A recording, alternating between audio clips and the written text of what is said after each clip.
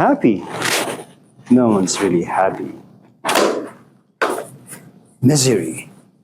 You've never seen the movie Spider-Man? Misery. Okay, so what do you guys want to talk about today? If you have any cell phones, any things on your desks, remove them, as you know. You don't need to take notes in this class. We don't say anything that's important. There are no quizzes, no tests, no exams. So,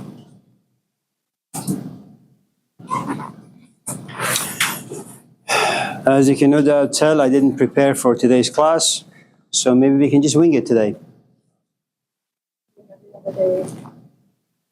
Rosalind, you insult me again. First you smile.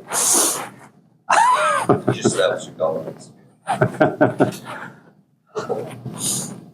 apologize.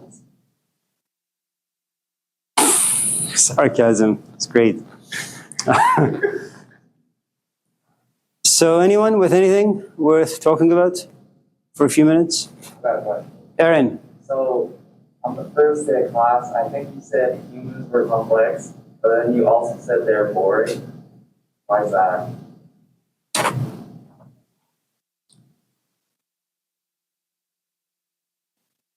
What's your name? Janai? My first wife's name was Janai. My second wife's name was Janae.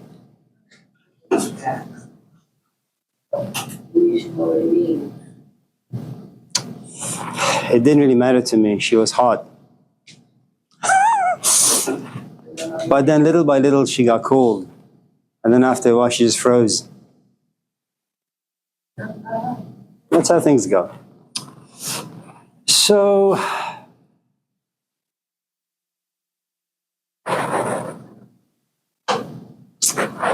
hello.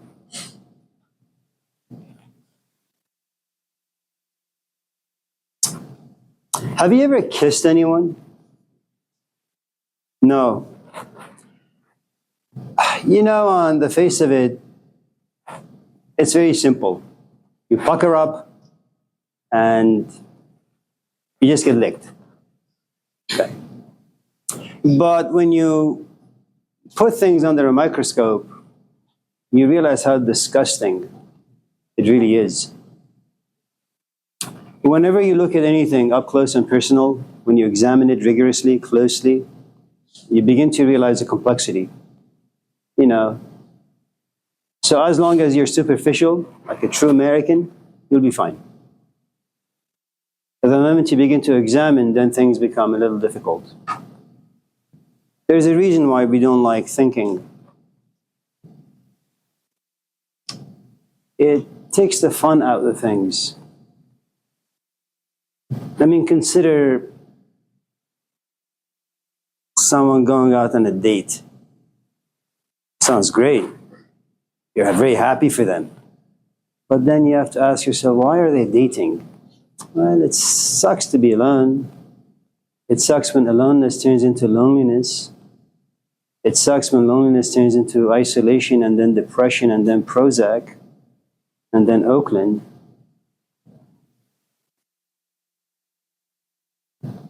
So, drama, therapy, philosophy class, awful. Anyone else? Amaya, yes.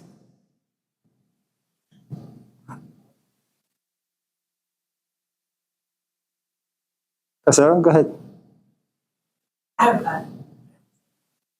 Yeah, Miles. I'm sorry? It's really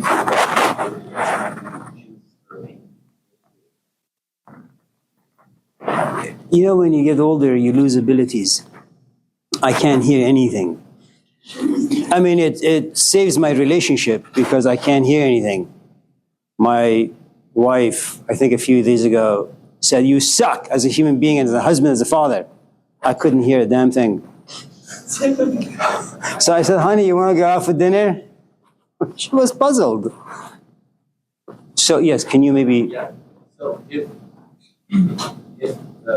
the truth is really so questionable, you hold it against someone who opts to remain blissfully.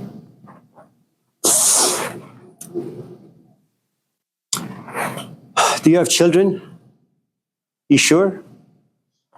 Well, when you do have kids, once in a while they'll come to you and they ask like silly questions, like, Dad, how'd that come about? What are you going to tell them? The ins and outs of sex? To a 6-month-old? No? In the age of pornography? Of course not. They say, well, A, B, C, D, and E, F, G, H. Okay. And you hope that you have to never revisit that question again. And you wait and you wait and you wait and you wait until they're able to process certain things. It's never good to be given anything when it's the wrong time. I mean, look at the way this culture works. You're 18, and by default, you're stupid. Not stupid because it's innate or inherent. You just lack the experience, you lack the tools to process experiences. It's not a very reflective culture. You're lonely, you're sad, you're pathetic, you go out there, party around, you find someone, after a while you fall in love with them, and then you get broken by it. And then you're jaded for the rest of your life. Love is beautiful. At the wrong time, you'll need therapy for the next 50 years. Is it good? Well, yeah, as an experience, it's good. Is it good to be paralyzed by the experience? No. Should you have waited? Maybe. Do you have parents who can support you, knock some sense into your thick skull? It'd be nice, but can parents really give advice? Can kids really receive advice? The answer is no. It's a lose-lose situation. You should only tell truth to another when you want to break up with them. Hello, Kendra. Hello, Alexis. Yeah.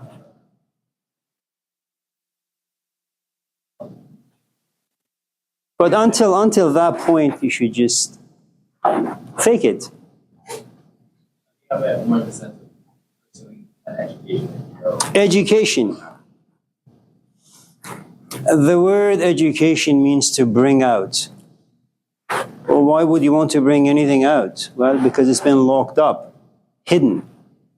You can't see it, it's not visible.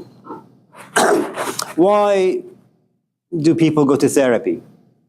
Well, the way we usually function is that, let's say something has happened to you.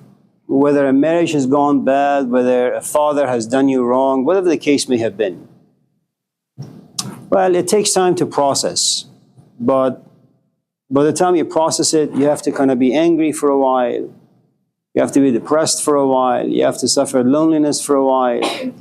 And then because you don't want to be alone, you go into relationships, but they won't work because you're just too broken. But you won't admit it, And so, good morning.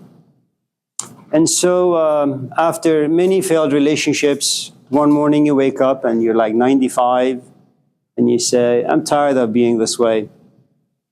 But you want to figure things out, you can. You've trashed most of your life, you have too much garbage inside you, and it's very difficult to sift through them. So you seek professional help, whether it's a clergy or a therapist, who the hell knows. And then you sit. Can you move a little this way? There. Can you move a little that way? Thank you. And then you go see a therapist. Well, you're not just going to open the door and say, well, let me tell you my issues. You have trust issues, you have faith issues, you have love issues, you have openness issues, you have a whole host of issues. And the poor therapist, if he or she is good at what they do, and most people aren't, they have to gain your trust. That may take an hour, it may take 10 hours, it may take 10 years, who the hell knows? And then all of a sudden, you say a few things. The problem with saying few things that you've been holding within for a long time is that there's a reason why we repress emotions. We don't like to see them. They're painful. And when you see them, you don't really know what to do with them.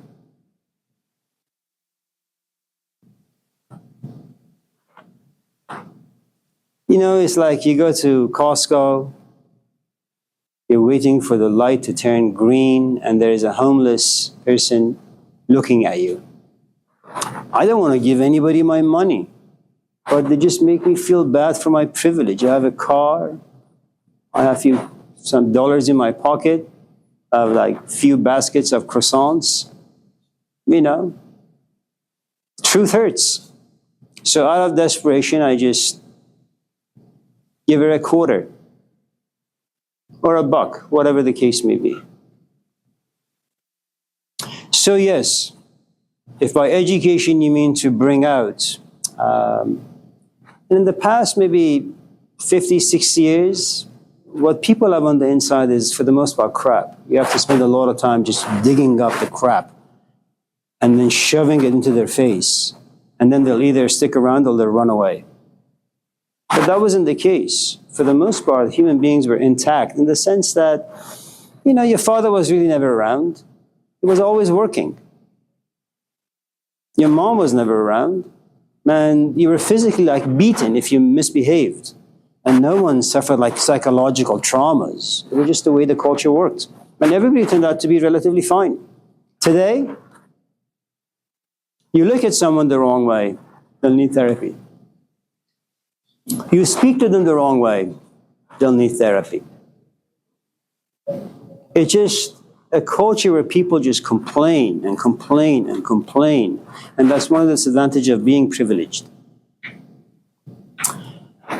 Oh, I'm tired now.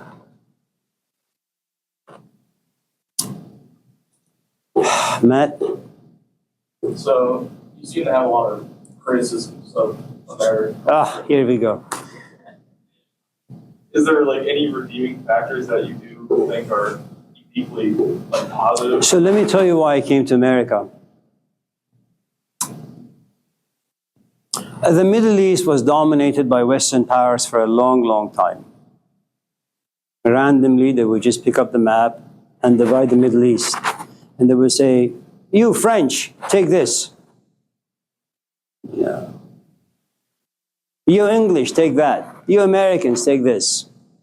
So when I was born, my father whispered into my ears, I will send you to America to bully Americans as they bullied us. That's why I'm here. Being an immigrant and having lived in a variety of different places around the world, I can tell you that this is a wonderful place. But you need to have tasted poverty to stay here and take advantage of the riches. I mean, I don't know how much you know about the educational system in China, in India, in Iran, in Pakistan. You need to have lots of money to go to school. And by lots, I don't mean like 1,000 or 2,000 or 3,000. You need to be filthy rich to be able to afford going to school. You know, and there's a waiting list. Here, people complain because they have to fork out like $400 for a semester or $1,000. It's nothing.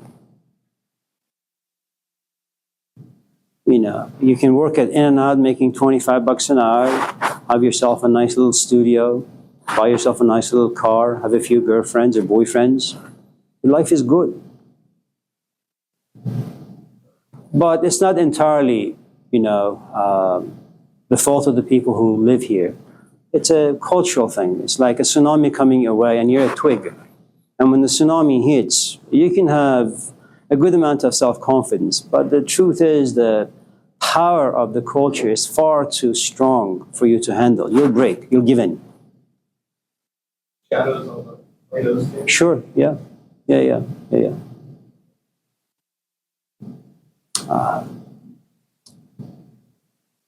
There was a guy who came, who was commissioned by the French government, Alexis de Tocqueville, I think. And he looked at the books that are being published, that were published in America, and he came to realize America publishes so many articles, so many books, but they're just junk. A very powerful printing system in America. But what do you print? Kim Kardashian, Taylor Swift, Snoop Dogg. Trash. What? The what? Whoa. Well, I don't Well, it's because you don't know what art is. Jesus Christ.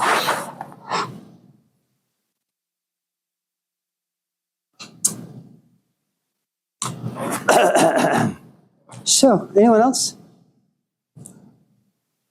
Going back to the point where you said people in the past would be more, People are what? people in the past like would get by their parents and that they wouldn't come away from them or whatever. I just think they would display it probably differently. They will what? Display it differently. Display what? Like trauma or anything they experienced in their youth or whatever they went through.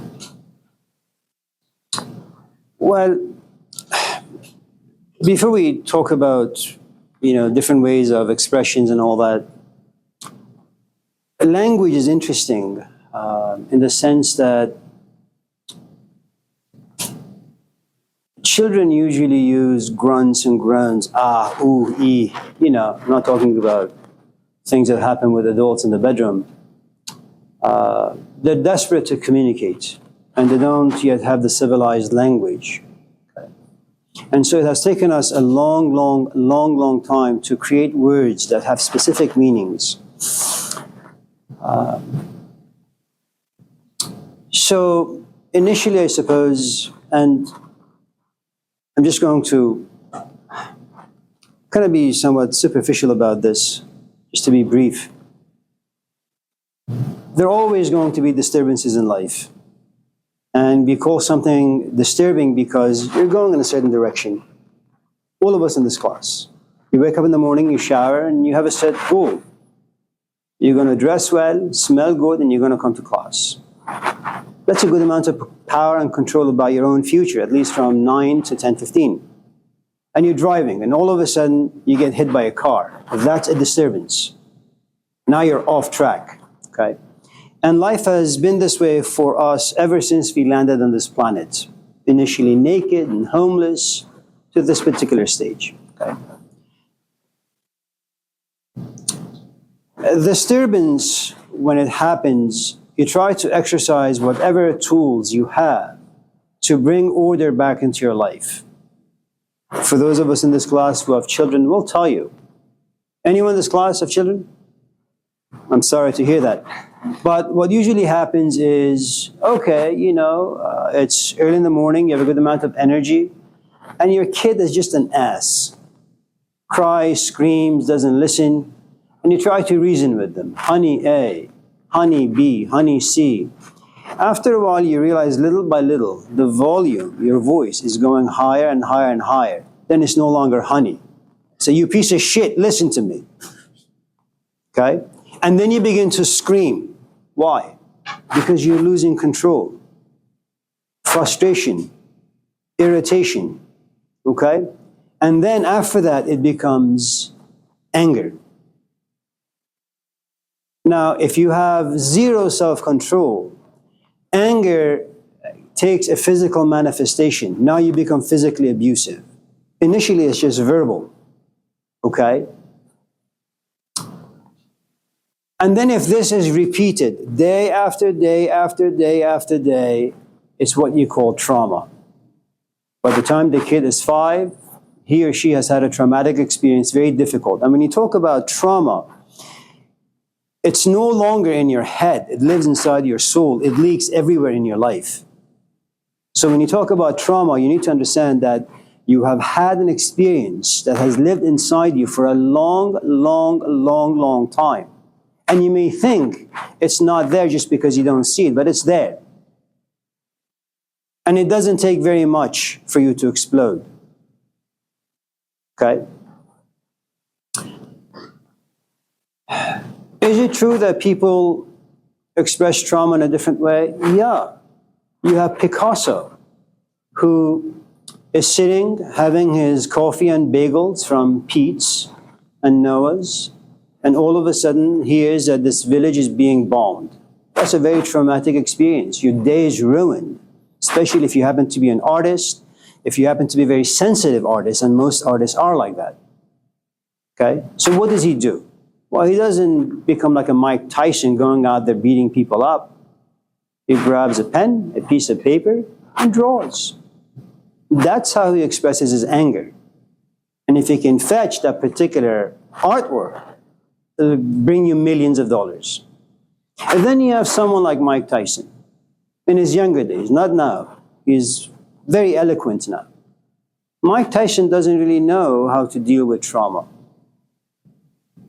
And someone triggers him and he explodes. The more tools you have, and just because you have tools, it doesn't mean you can use them. You know how to use them. Every tool has a pamphlet. You have to read through the manual to figure out how this tool works. You know.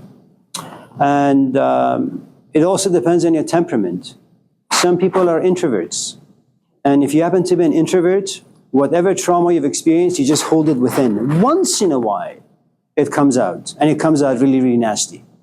If you happen to be an extrovert, when you have trauma, you just burden other people with it. They're always to be blamed, never you. But in a couple of weeks, we'll put everything down on the board so we can see how trauma comes about and how it, plays inside us. Anyone else before we go home? Miles? As annoying as it might be, voicing these grievances, these complaints, will prolong the explosion. Pretending like it didn't exist. Like in years past. Well, look, I've been married for a long, long, long time. And in any relationship, even this class, some of you don't like me. I don't like me. But you hold it within.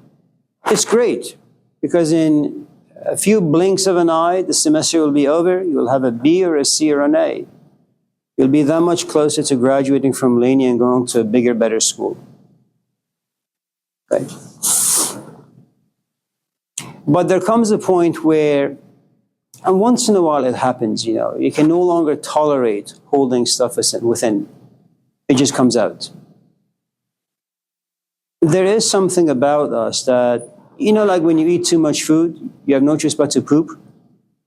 Emotions are very much the same. You eat too much emotions. Some of them are positive, some of them are neutral, some of them are negative. When things become a little too negative, and everybody has like a garbage bin on the inside. Some people's trash can is only a couple of ounces. Some people are a gallon. Some people are 30 gallons. And the bigger your garbage can, the more trash you can hold within. Some people don't have that capacity. Some people are born with 30 gallons. Some people have to be trained because they have the potential of having a 30-gallon trash bin. But don't you think it's better to have an open trash can? No, because you're going to stink up your neighborhood.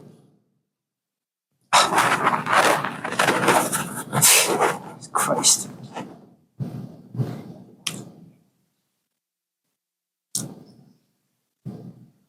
I just give an example. Allahu Akbar.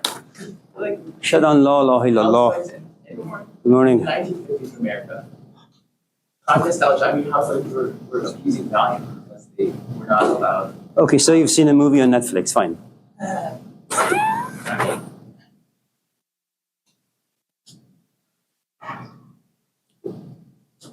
It's not like all of a sudden life has become enormously complicated in the 20th century. It's always been difficult.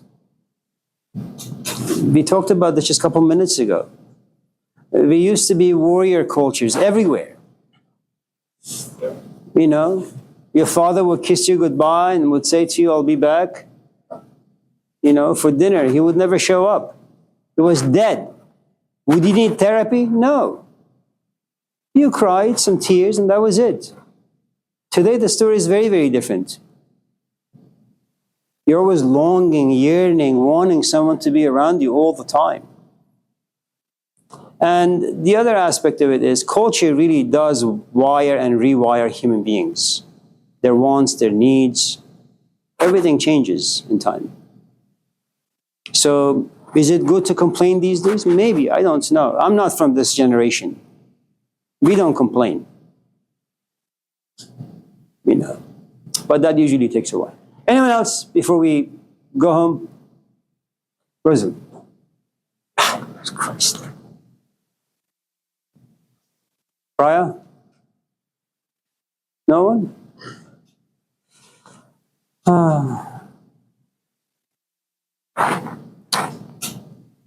Yining, hello, how are you? Yeah. Me? Did you see like my Prozac on the table? Am I depressed? That is such a great question. What do you mean by that? Depression, sad, dark, gloomy. You know those cartoons or movies where the person touches everything and just withers all of a sudden? I'm like that. So usually I start my classes with 40, 50 students, and by the time the semester ends, you have like 2 left. They're all like dead.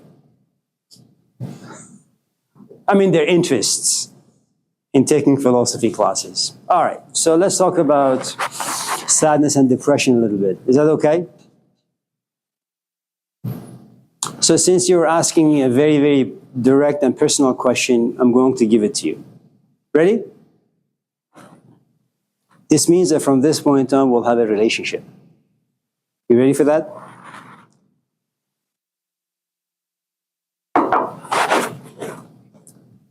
I'm from Iran. It's somewhere in the Middle East. George Bush called it the axis of evil. But all aside.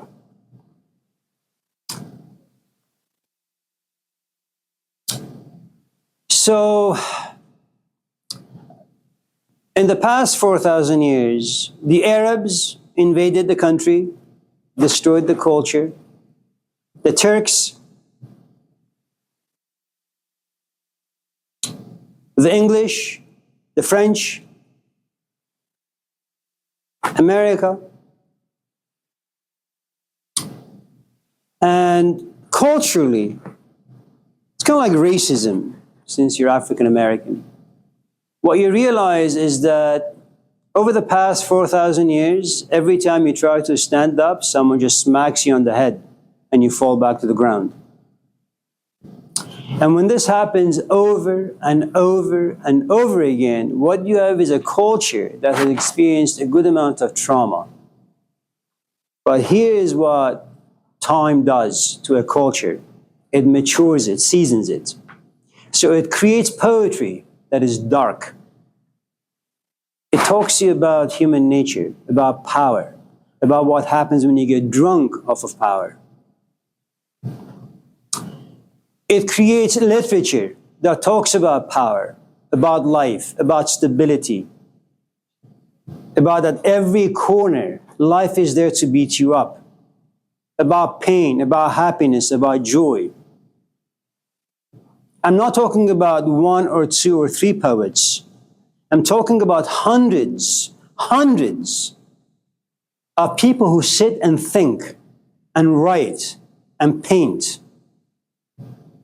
The poetry is sad, but it's a sadness that is born out of reflection. I mean, consider this tiny little bumper sticker saying that comes from the Gospels. Do not store your treasures down here. Or if you don't like that, no one can make the grass grow by pulling it. These are devastating realizations. Like you go to therapy, right? Because you want someone to grab this trauma you have on the inside, pull it up, and then trash it. But what do you have about this particular saying in the gospel? A couple of words. You can't make the grass grow by pulling it.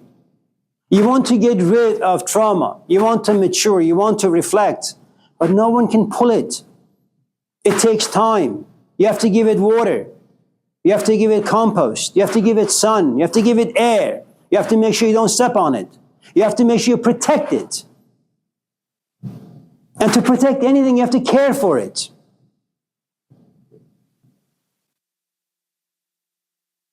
So yes, am I depressed? Absolutely. Is it because of reflection? Yes. Is it cultural? Yes. Have I inherited this from a culture of 4,000 years? Absolutely.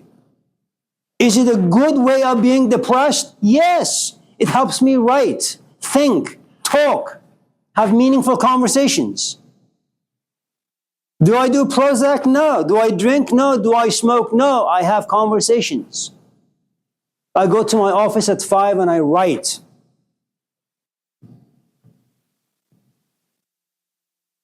How could Malcolm X not be depressed? But he used it creatively, reflectively. He didn't need therapy. He had enough charisma to reach the ears of people. Depression is good if you know how to use it. Emotions are not bad. But you just need to have the proper tools to use them well. But until that point comes, you have no choice but to suffer some pain. You know, it's like I want to cut some lumber. I go into my garage and I realize I don't have any saws. Well, I have to sit in the car, get some gas, drive all the way to Home Depot, fork out about $400, buy a DeWalt saw, bring it home. I look at this machine and say, oh my God, this is so complicated. Then I have to wear my glasses and read the pamphlet. How do you use this machine? Emotions are very much the same way. You don't like being sad? Well, sit your ass down, wear your glasses, start reading your history. And then little by little, you can't make the grass grow by pulling it, little by little. And everybody has a different timetable. For some people it's 10 years, for some people it's 10 minutes. And the problem that we have is we compare and contrast. You may resolve your issues, and you and I may have the same issues. I don't have a father, you don't have a father. I look at you, at the age of 20, you're finished. You have resolved the issue. I'm 60. I still have the unresolved issue.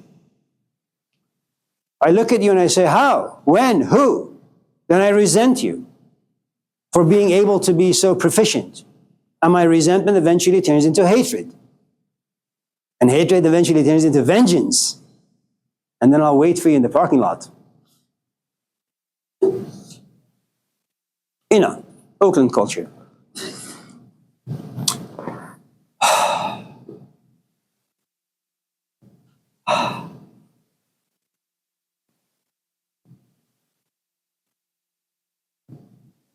Anyone else? I'm really not depressed. I'm extremely happy.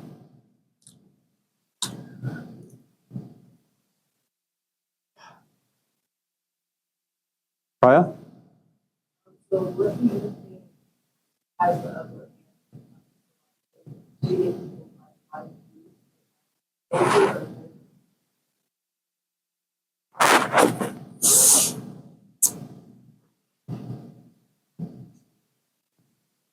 Okay.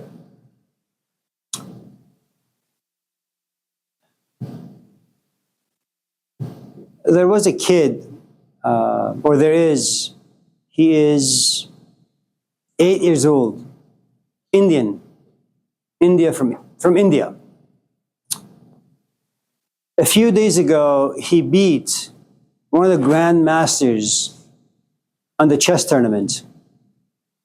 Nature just created a genius.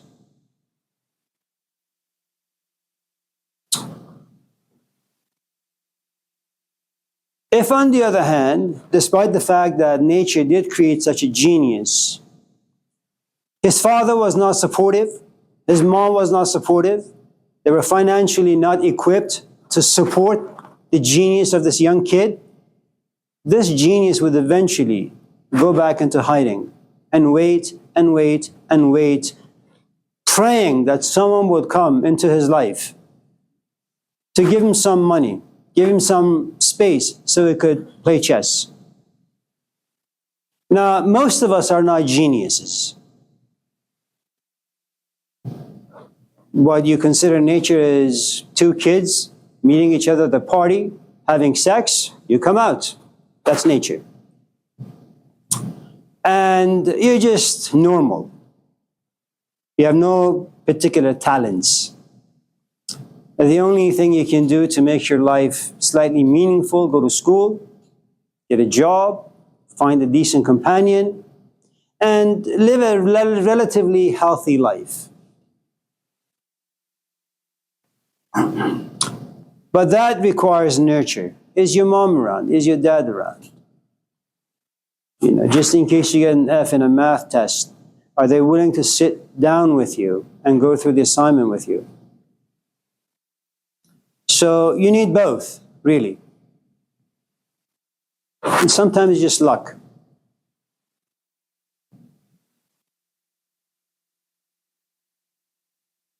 You know, you may have come from a really, really good background, and you're just unlucky enough to meet me, and we're both 20, and I happen to have come from a very abusive environment. But like any human being, I put on a good show for you, and you fall into this trap, and a few weeks later, you fall in love. But despite all of your parents' effort, I've ruined you.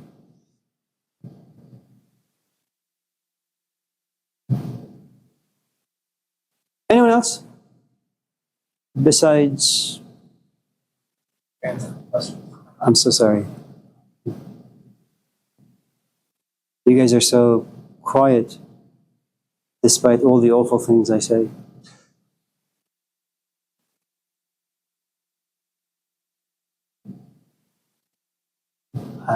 Andy? Yeah. So as time goes on, where the teaching started to slowly become like you don't care. Yes. So the environment, like, so were you born, how long do you live in Oakland? So how do you think about the state of Oakland right now? Oh, I don't care. Yeah. It's a great question. It's just maybe you can ask that in a political science class or sociology class or a philosophy class, which this is not.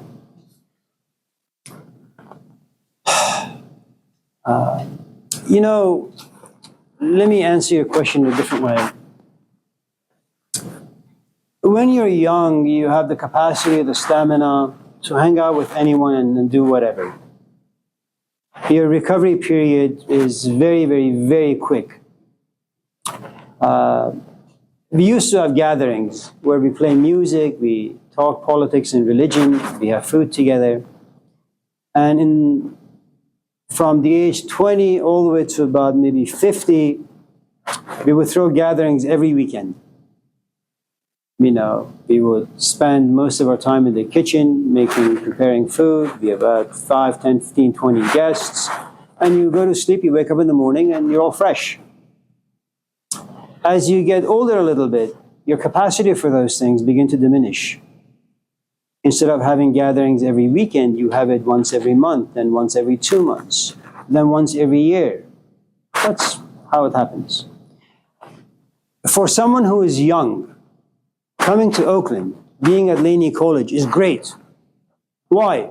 Well, people by nature are mechanics. They like to clean up things, whether it's the grounds or people. Okay? It's kind of like, you know, when you're young and you go out with someone and they happen to be alcoholic, for example, or addicted to something. Because you love them, because you're hopeful, because you're a dreamer, and all young people are rich in those things, they're dreamers. And they assume that because they have the stamina, the dreams, the hopes, they can fix whatever.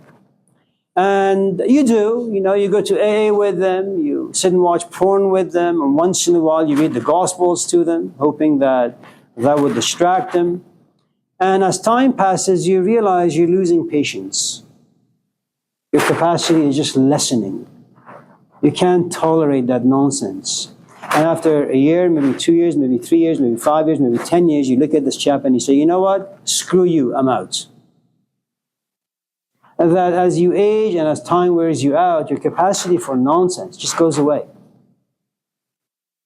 You know, in my class yesterday, someone asked, well, why can't we have a class discussion where everybody can talk? Well, that stage for me is gone.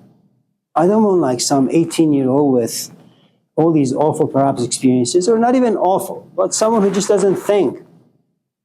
just to be given a space where they can just talk endlessly about nonsense. You know, I'm not here for that. You have friends, go talk to them. Yeah. So just in case I didn't mention this, when you sit in this class, don't make comments. Just ask questions. Just questions, no comments, please. I have a bad heart. So if you make comments, I may actually just have a heart attack and die. And then you won't get a grade. So, anyone else with any questions? Kendra?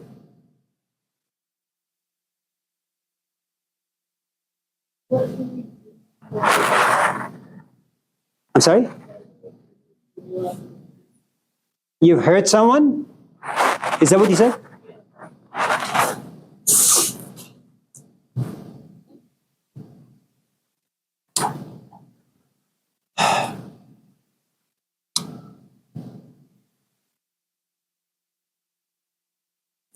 Well, so here's the thing.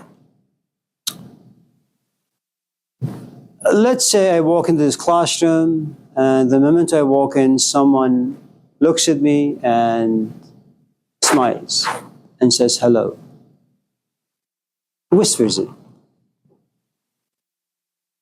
But given the fact that I'm very mean-spirited, not very friendly, the fact that I don't like people, I kind of just look the other way. I hurt them, which means that when I come to class on Thursday, they're not going to look at me.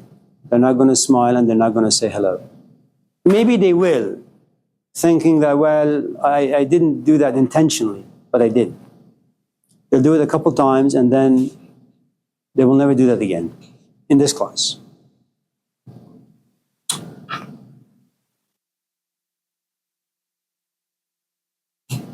Sometimes you hurt people verbally.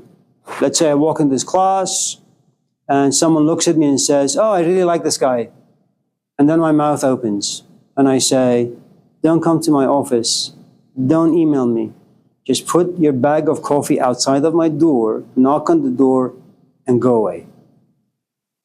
Say, oh, well, that sucks.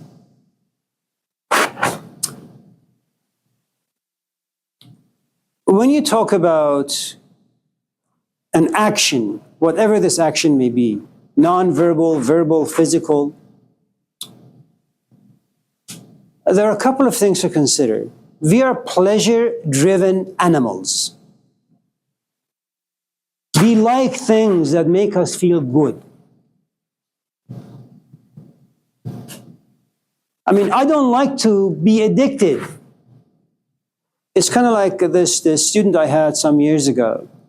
Wonderful guy.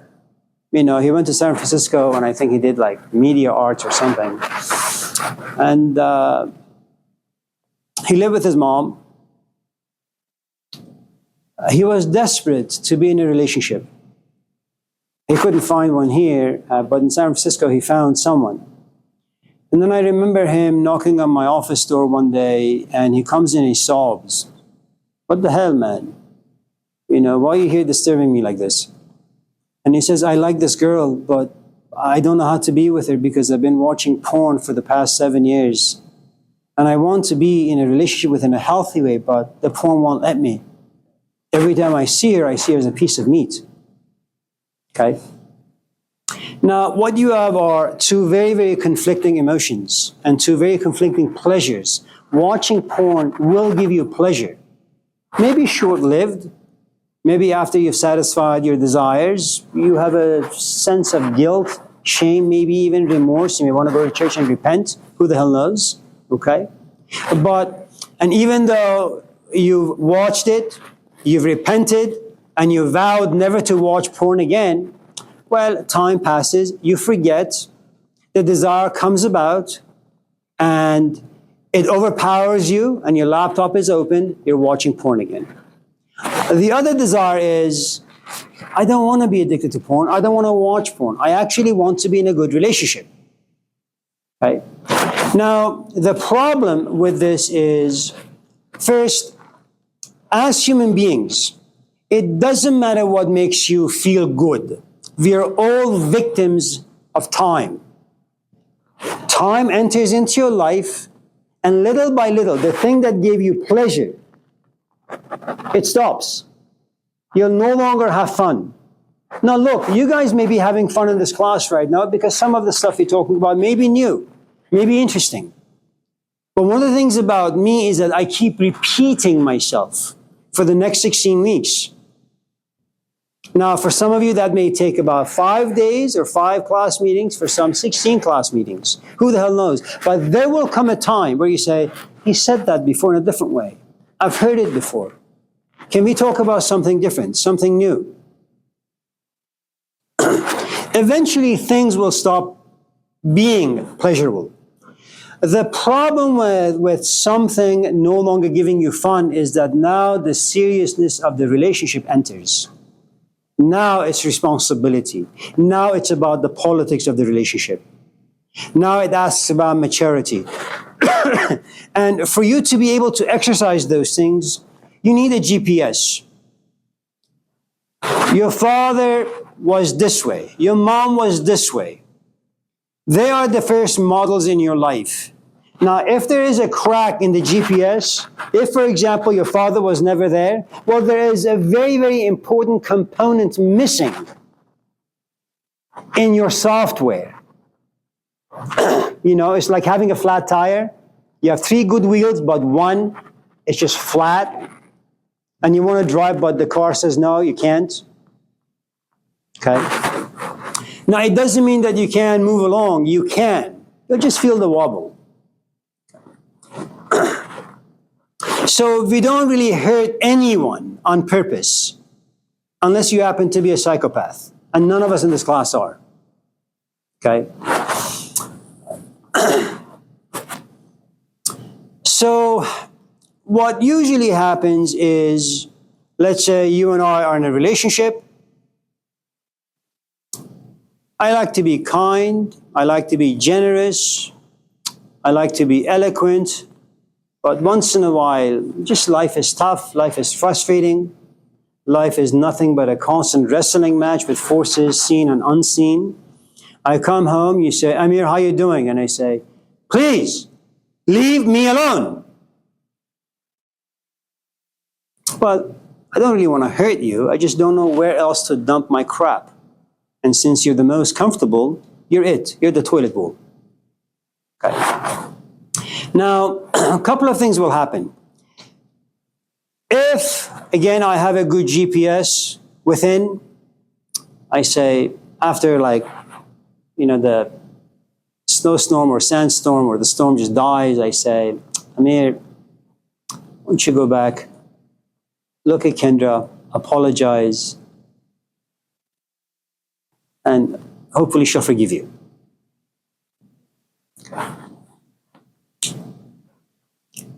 But the reason why I come to you and I say, sorry, I've been caught by myself. Not you, by myself.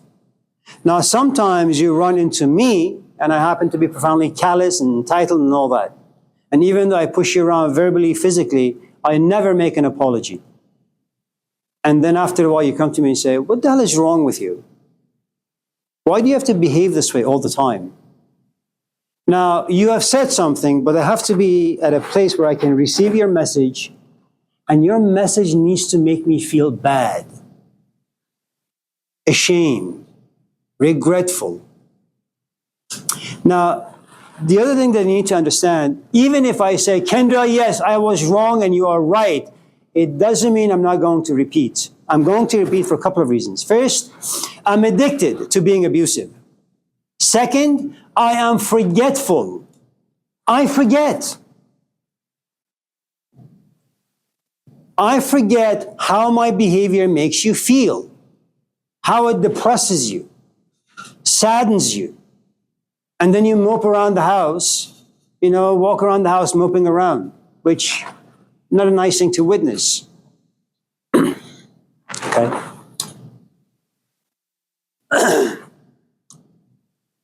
The idea of hurt is also has a cultural component. In other words,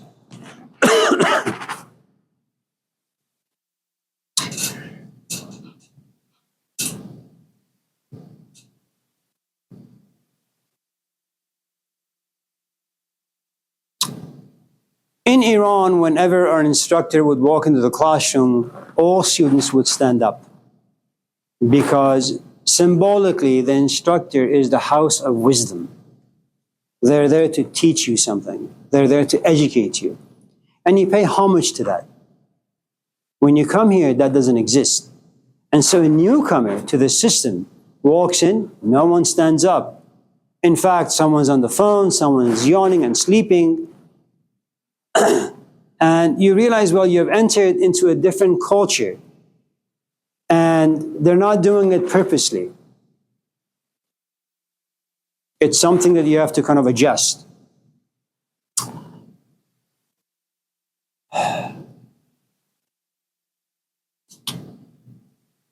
But all those subtle components aside, the thing about hurt is you catch yourself having done something to either yourself or to another that you feel has disrupted the flow of your life.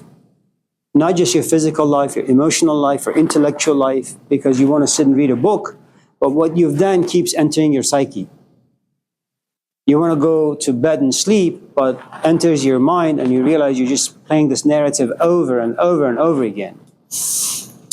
Now, if your next question is, if you've hurt someone, how do you seek forgiveness? Well, a couple of things. There is the person on the outside, and there is the person who's actually engaged in a behavior that is categorized as hurtful. Now,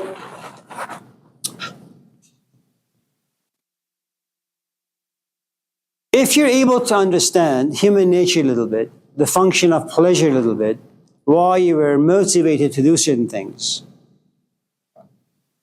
that will pave the road for you to kind of be able to be a little bit more easier on yourself, to forgive yourself. If you're able to get to that particular place, it matters very little what the other person thinks about you. Okay.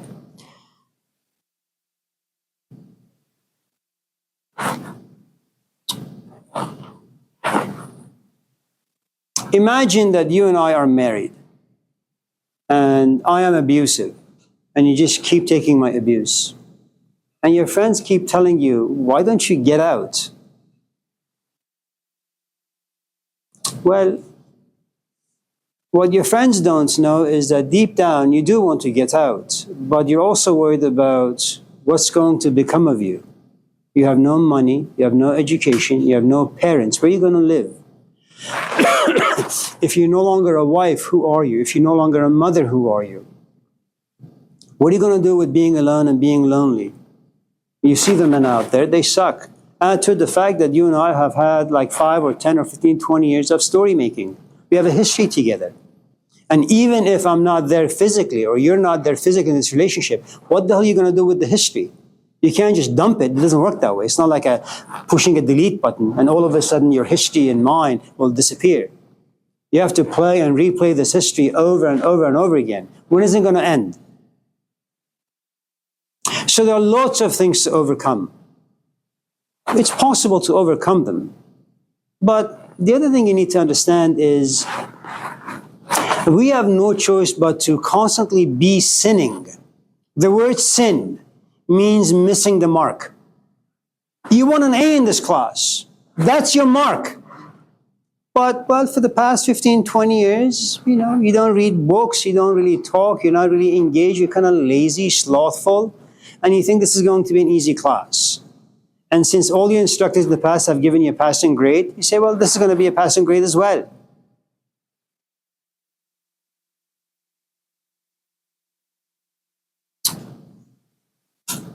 So, let's move on to something less interesting. Anyone else? What time is it? Is this the right time? So we have 10 minutes. Yes, Matt. Well, if life just seems to get more miserable the more you go on, and the joy that you used to find in things. I'm using the colloquial you, not you specifically. Sure. So what's the point of going on? Like, why not just quit when you're 40 before everything gets Well, some people do retire early. Look, how old are you? Let's forget it. It's really like a 50. No. If you look at your short, little, pathetic life, what you will realize is that you have divorced or walked away from many relationships in your life. A bike, a Zachary's pizza that you only had 2 slices and you left the rest outside. Friendships, books, conversations with your parents. That's what we do. But you go on. And hello, Abby. And there comes a point where you say, you know what? It's just not worth it. And then you retire from that relationship and you engage in another. There was a German philosopher named Martin Heidegger. We are engaged animals.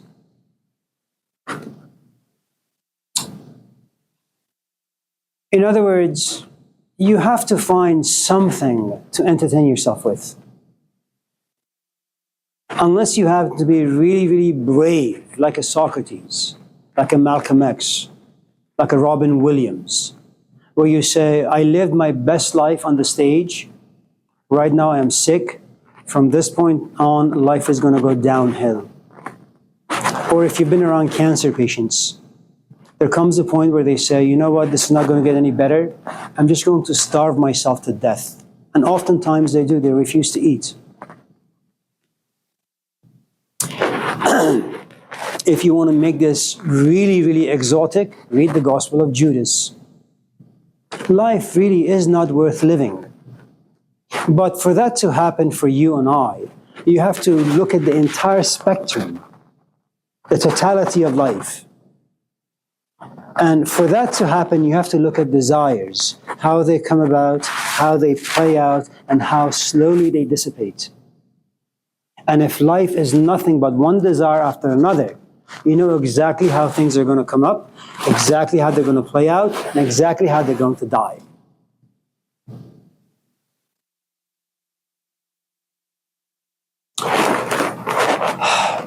One of the problems, I think, with people like Socrates, people like Jesus, people like Malcolm X, is that they are in such a privileged position in life. Consider Nietzsche, the great German philosopher with huge mustache, who tells all of us, live creatively. Listen to the music that lives inside your soul. Why the hell would you want to dance to Snoop Dogg's music? Yuck! Listen to the symphony that lives inside you, man. But first you have to see it. Then you have to hear it. And then you have to figure out how you want to dance to this particular music. Some people's music are filled with sadness. Some, joy. But figure out. But Nietzsche was not burdened to be married, to have 4 kids, to live in a society that's racist, to suffer from the lack of money, lack of parents, lack of friendships. Nietzsche was privileged. So he sits on his ass, writes all these fancy novels, because that's the way he bathrooms on the rest of us. And when you read Thus Spoke Zarathustra, you say, oh my God, I want to live like that. I want to dance to the music. All right. So you know what happens in this culture, right? You're 18, you graduate from high school. And then you look at your parents, you say, nerds. You look at the adults in society, you say, they're all messed up. I want to go out there and travel the world and figure out who I am. Okay, go do that. So you travel, you hitchhike. Now you're 35. You come back home. You got no money. You smell bad. You look bad. You have no education. You got 0 power in life. You've seen a lot of things, but now you're in a different stage in life. You want to rent a place. You got no money. You want to buy a house. You got no money. You want to make peace with your parents, but you've completely disappointed them. You want to have a relationship. Relationship requires money. You got zip. You've danced. but now you're bankrupt. Now what you have is regret. Have you hurt other people? Sure, along the way, but the most important person you've hurt now is you. Now you want to put yourself back to school. Now you come to take this class. It's boring as hell. You need to sit your ass down and do assignments, but you've been a nomad, you've been traveling around. Your ass is not addicted to sitting down, being focused. And then little by little you get disappointed, depressed, and you drop out. And then you go work at In-N-Out. And that's how American life is, filled with disappointments, because the GPS is wrong.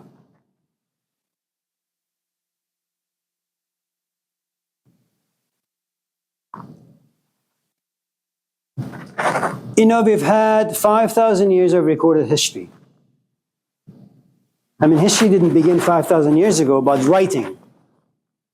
You write things down.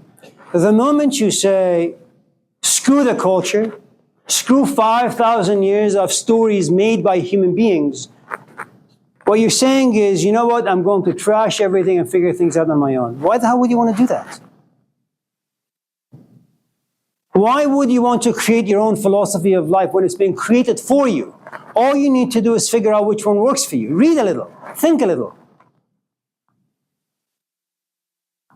Why would you want to leave your parents' house at the age of 18 to go out and explore? Explore what exactly? Let them wash your clothes. Let them make food for you. Let them pay the mortgage. You can leave rent-free. Finish school. Once you have power, then leave.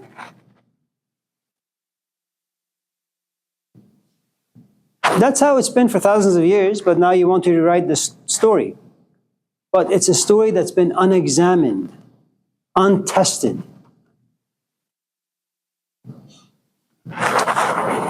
But that also has its roots in the fact that after the Age of Enlightenment, which is the 18th century or so, this notion of equality came about.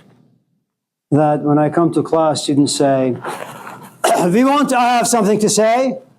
No, you have nothing to say. Well, my opinion is just as good as yours. No, it's not. I am above you. I'm better than you. I'm 60.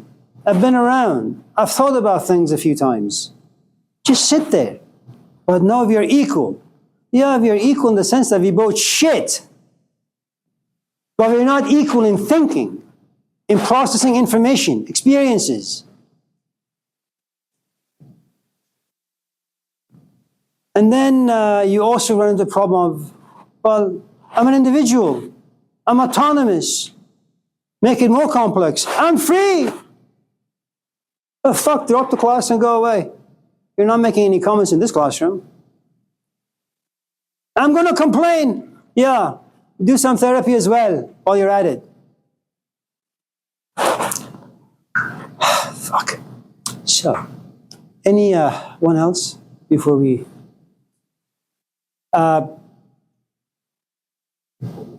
Janie? Janae? Janai? Anything? You still want to add the class? I see. There's a lot of hiccups. Serves as a good gossip on a date. You should take your notebook, and when there is a moment of silence, look at the guy or the gal sitting across the table from you. I took a note in my class. Can I share that with you? What is it? He's not really interested, but he'll ask you nevertheless. Well, my instructor said men suck. Is it true? Anyways, let's move on. Anyone else? You're so quiet today. You had so many things to say the other day. I know, you're in shock. Anyone else? We have like a minute. It needs to be a quickie. Terry. The what? Go to Canvas, look at the guidelines, some of the posted items, and just knock yourself out. Yeah. That's it. Assalamu alaikum wa rahmatullahi wa barakatuh. That means, may the curse of God be upon you. I'm just kidding. That's not what it says. It's good to see all of you.